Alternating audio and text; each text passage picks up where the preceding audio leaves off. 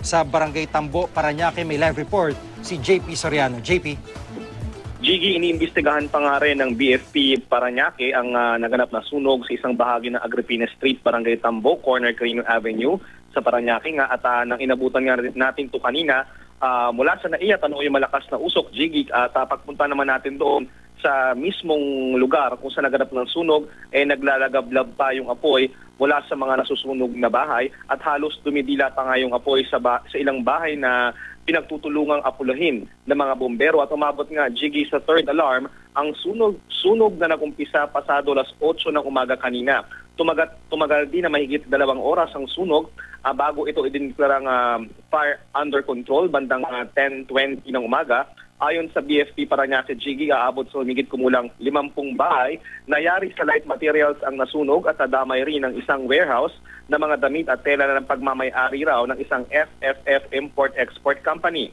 Batay sa inisyal na investigasyon ng BFP, nagumpisa umano ang sunog sa tirahan ng isang residente sa lugar at aabot daw sa humigit kumulang 100 pamilya ang naapektuhan ng sunog. Marami sa kanila, Gigi, na isalba ang ilang gamit pero mas marami yung halos wala nang nailigtas. May ilang residente pa na sinira ang isang pader sa lugar para makatakas sa sunog at makalabas sa isang bahagi ng kalsada dahil katabi lang halos, Gigi, ng ilog yung nasusunog na lugar at pinagitnaan nga nasulog yung mga residential area doon. Nagtulong-tulong din ang mga residente para apulahin ang apoy. Wala namang naiulat na grabe nasaktan at wala namang naiulat na nawawala. Iniimbestigahan pa ng sanhi ng sunog pero dahil yari raw sa light materials, ang mga bahay mas mabilis itong kumalat.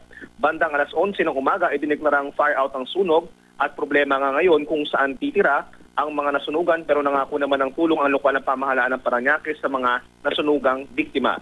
At yan muna ang latest. Balik sa iyo, Gigi. At JP, ano yung tinitingnan ng mga otoridad na mga taga-BFP itong maaaring pinagmulan ng sunog? Karaniwan, meron silang 1, 2 o 3 mga tinitingnan dahilan. Sa pagkakataong ito, ano nakikita nila? O Gigi, inaalam nila kung totoo yung bali-balita mula doon sa mga ilang mga na-interview nilang residente kung mula ba ito sa naiwan na kalan. Chine-check din nila kung ito ba ay mula sa faulty electrical wiring dahil nga yari sa light materials. Karamihan nga, Gigi, sa mga nasunog doon ay mga informal, nasunugan doon ay mga informal sectors ayon sa BFP. At Gigi, ito na rin yung ikatong sunog na naganap sa kaparehong area sa Parañaque sa buwan na ito lang. At tinitingnan pa nga, Gigi, ngayon kung ano talaga yung naging sanhi. Pero muling paalala ng BFP sa mga kababayan natin, mag-ingat at parating bantayan ang mga bahay, huwag mag-iiwan ng mga sinding kandila, lalo pat ngayon na palapalapit ang mundas. Gigi? Maraming salamat, JP Soriano.